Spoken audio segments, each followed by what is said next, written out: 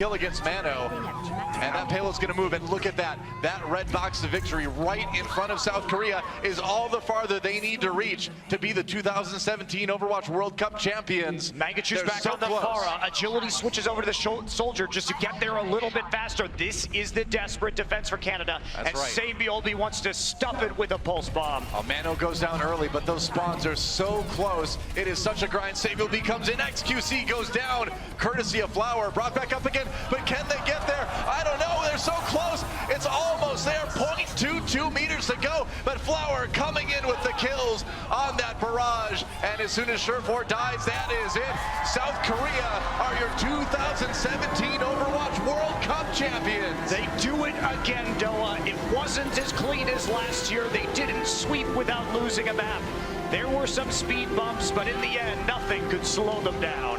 Get Rogue rolling here. There's no chance for Lunatic to stall. Now they need to defend. One desperate last attempt for the Korean squad to hold Rogue at bay. And 5 minutes for Rogue to push this across that distance marker of 115 meters. Tavik pushed up aggressively, trying to get their face. ACAM's already picked up a double kill. Him and Reinforced together are holding the back. They're not giving them an opportunity to defend up towards this front end. Yeah, Esku's going to back away and even hide near his own spawn. Rogue are going to try and shut the door in their face, and with Dean falling to wins there, that's huge, because it means that Lunatic can't exit this studio area without Poke coming down. Tavik, remember what he said about him being in a comfortable position. Now he's going to focus down key targets. Esku's a brave man to go forward, but he's the only one for Lunatic who's been let out. He's got Dragon Strike. They have Graviton Surge. This could be the fight to end the entire tournament. But Lunatic has to be so careful about this and to be prepared. And that's going to be Eska taken to Vic down, plucking him out of the sky. Important pick off there as well. Nicely done with the Ice Spike. But AKM, he's not going to be denied. He's going to go forward and get Letation. Now he's looking for Ru Jae-hong. Going to be a Biotic Grenade for use, but it's not going to be enough. AKM gets 2 kills going in on his own. Now he has an opportunity to flank this fight and really mess with Lunatic High. The Blizzard being used, but AKM's not affected. He's got his chance to go on towards Miro and try and deal with him himself. One more shot would be enough, and he gets it. They saw the Graviton Surge. They still have the Dragon Strike. The payload is moving. Lunatic need to throw everything they have at this, but they have nothing to stop this combo from coming down. This is it. Lunatic High are going to have one more fight. One more chance to stop this. They have the nano-boosted Reinhardt available to them. But look at the ults for Rogue. They've got a heck of a lot to work with here. Setup going to come now, and Tavik looking to be in a good position to let a Dragon Strike go. There's the Graviton Surge. There's nothing you can do about this. Tavik gets 5 kills over the fight. It's a pentakill, and it's Rogue. They're going to take the championship. They're taking the trophy. Our champions of the APAC Overwatch Premier are Rogue. Game that has just promoted chaos at this point. Players just flooding in onto the cart. Kills being exchanged from both teams. And you see Halfgoal has a lot of pressure coming in, but here come the reinforcements for Fnatic.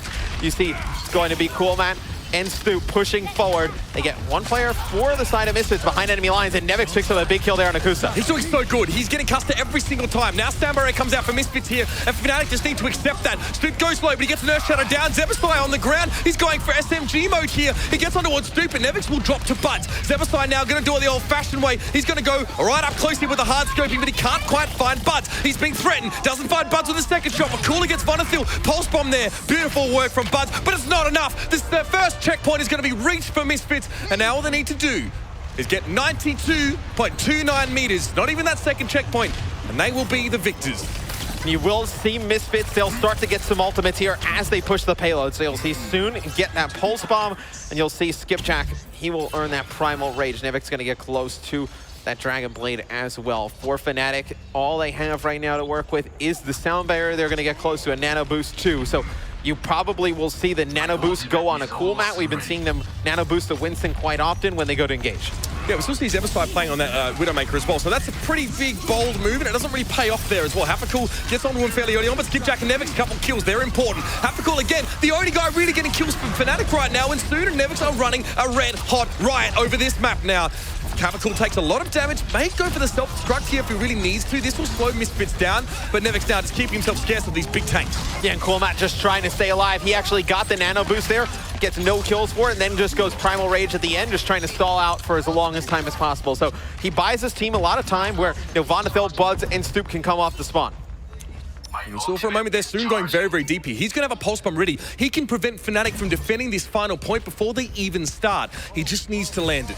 One pulse bomb to end them all, at least in this tournament. He tries to get behind the shield. He does. He lands it. It's not going to be quite enough, though, but Hedan does find cool match here. The Soldier 76 is down. That's a terrible start for Fnatic now. Self-destruct on point. No kills from that one whatsoever. Hedan going to use the Transcendence there. Nevix is soon. They get the the kills now. Fnatic are struggling. They're running out of players. This could be it. Sound barrier coming down for Misfits to keep them going in this fight. They get rid of Havercool. Cormat, the last hope. It's not going to be enough. Misfits get across the line. They will be your Overwatch Championship DreamHack Winter Champions.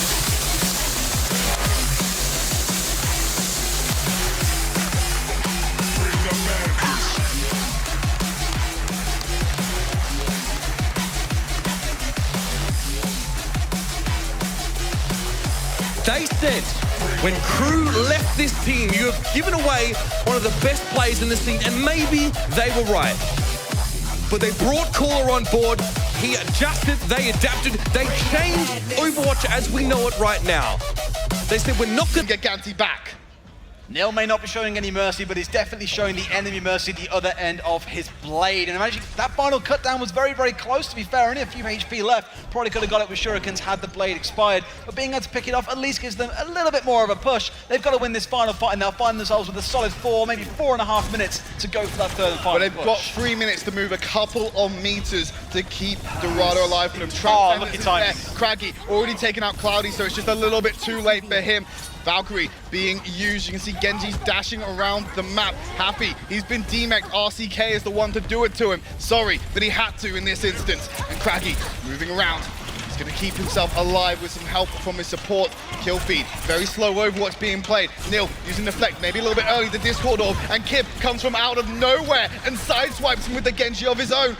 To British Hurricane defeat Team Giganti again, and they burn themselves some extra time. It was really unfortunate for Giganti because at the very start of that one, LH Cloudy dropped just as Ripper brought out the Transcendence. So if literally he was half a second earlier on that ultimate, Cloudy would have been alive and that fight could have played out very, very differently. Ripper already getting attention from Fusions. He has to back out though because the rest of Giganti was ready to retreat. Popping the Primal Rage, going for the environmental kills, but Kib taking out Davin in the chaos as LH Cloudy very close to getting a Primal Rage of his own. But while this has been stalled out, they know they can't make this push without their Tracer. So they're gonna wait for Davin to respawn, which just keeps burning down time. But they've got 1 minute 40 to go fractions of meters. It's a game of small margins. It's my favorite term this weekend, and I think this match in particular epitomizes that. Let's see though if they can make it work for them. They've almost got the Primal Rage available on Cloudy, which is sure to disrupt this a little bit for them. Here comes Nil's Blade. Yeah, with a Dragon Blade trying to cut through the Valkyrie healing, he can't do it, and Fusions jumps straight back up where he went down to remove Nil from the fight. Happy Cool taking out LH Cloudy. Giganti are committing so much, but they keep holding the Primal Rage and the Sound Barrier as British Hurricane force them back. Their next push is going to come with less than a minute to spare. They are not going to have much time to play with. In fact, Davin manages to bring down Craggy in that War of the Tracers once again, but he will be back online before Giganti can get this push on. Hurricane once again showing almost impeccable ultimate management. Despite wiping them out 3-4 times in a row, they have still got 4 ultimates on side, and Fusions is not too far away. 50 seconds for British Hurricane to hold, and they will give themselves a new European champion. But Team Giganti, if they want to defend this title, they've got to make sure it goes the extra mile. Sound Barrier being used. Cloudy already removing Bucket. Fusion takes out one Kid with the blade onto Ripper. They've lost both their supports. They should fall by the wayside unless Nil can pop off in a massive way. Having to retreat. They need to be quick if they want one more coordinated push. There's a monkey chasing him down. They want to stagger Nil as much as possible. 3 HP and 20 seconds on the clock. Nil is going to be late to this fight. Can Giganti do it without him?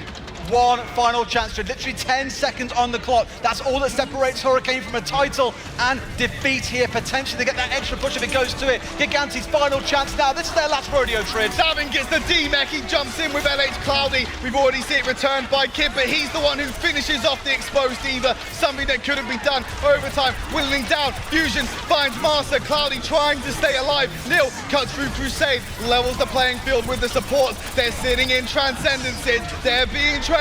Craig with the pulse on to Cloudy. Fusion. They're doing it, Trids! Kip taking out Davin. We have a new European champion. It is British Hurricane.